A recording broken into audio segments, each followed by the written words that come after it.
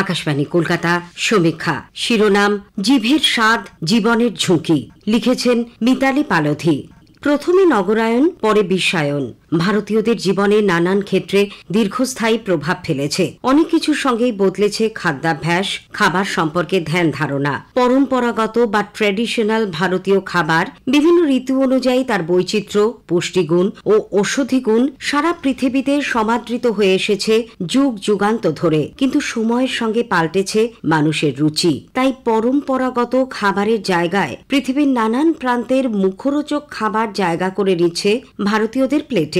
2022 সালে শহরে বাস করেন এমন ভারতীয় মধ্যবিত্তদের নিয়ে করা একটি সমীক্ষায় দেখা যায়, দীর্ঘ কর্মদিবস, পারিবারিক আয় বৃদ্ধি, মহিলাদের আরও বেশি বাইরের কাজে যোগদান, ঘরের কাজে নানান যন্ত্রের ব্যবহার ও ব্যস্ত জীবনযাত্রা এই সবই প্রভাবিত করেছে আমাদের খাদ্যাভ্যাসকে। বাড়িতে রান্না করা চিরাচরিত খাবার খাওয়ার বিষয়টা অনেকটাই কমে গেছে। তাই প্রাতঃরাশ থেকে রাতের খাবার মেনুতে থাকছে নুডলস, পাস্তার মতো অতি প্রক্রিয়াজাত খাদ্য সামগ্রী। বর্তমান প্রজন্মের ছেলেমেয়েরা এই ধরনের আল্ট্রা প্রসেসড ফুড ইউপিএফ এ প্রচন্ড আসক্ত। দেখা যাচ্ছে ভারতীয় পরিবারগুলি শাক, সবজি, ফলের তুলনায় ইউপিএফ থেকে ক্যালোরি গ্রহণ করছে বেশি। ব্রাজিলের সাও পাওলো বিশ্ববিদ্যালয়ের বিজ্ঞানীরা প্রক্রিয়াজাত খাবারের শ্রেণী বিভাগ করার জন্য একটি ফুড গ্রুপিং স্কেল তৈরি করেছেন, যা নোভা ক্লাসিফিকেশন নামে পরিচিত। এই মাপকাঠিতে খাবারগুলিকে 4টি শ্রেণীতে ফেলা হয়েছে, যার মধ্যে রয়েছে প্রক্রিয়াবিহীন বা ন্যূনতম প্রক্রিয়াজাত খাবার, রন্ধন ভিত্তিক প্রক্রিয়াকরণ, খাদ্য প্রক্রিয়াকরণ এবং অতি প্রক্রিয়াজাত খাদ্য ও পানীয়।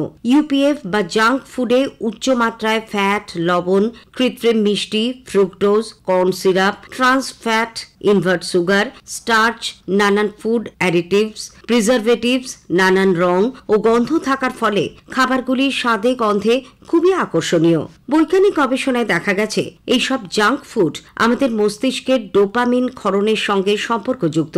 তাই এই ধরনের খাবার খেলে বারবার খেতে ইচ্ছে করে। ইউপিএফ বলতে আমরা বুঝি প্যাকেটবন্দি খাবার, কুকিজ, চকলেট, কার্বোনেটেড পানীয়, স্পোর্টস ড্রিঙ্ক, স্যুপ, চকলেট মেশানো দুধ, margarine, burger, sausage, hot dog, chips, আধা প্রস্তুত সবজি, মাছ, মাংস এইসব খাবারকে।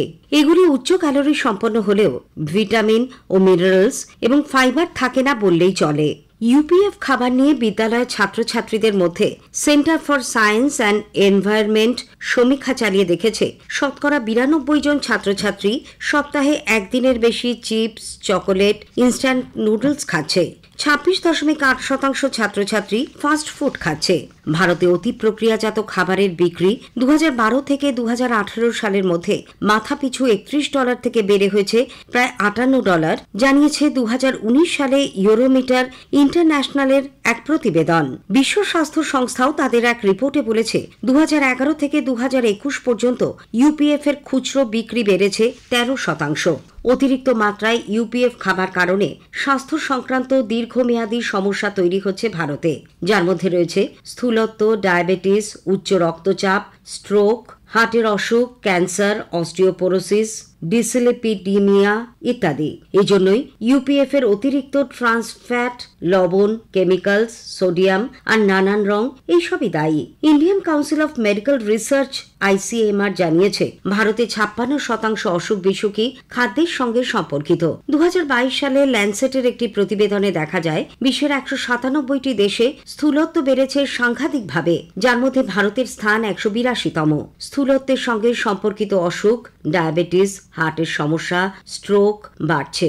আনুমানিক 4 কোটি ভারতীয় শহরাঞ্চলে স্থূল, যার মধ্যে 5 থেকে 19 বছর বয়সীদের সংখ্যাই 1 কোটি। এর ফলে বাড়ছে অকাল মৃত্যুর হার, জানাচ্ছে ল্যান্সেট।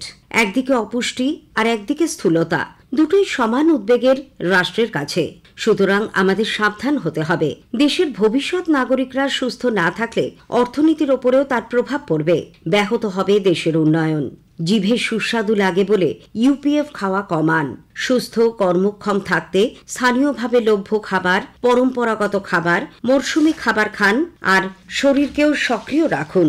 জানেন কি, আন্তর্জাতিক মাপকাঠিতে ভারতের 20 কোটির বেশি মানুষ নিষ্ক্রিয়, আর সবচেয়ে বেশি নিষ্ক্রিয় শহরের মেয়েরা। সমীক্ষা শেষ হলো। এটি লিখেছেন মিতালি পালোধি।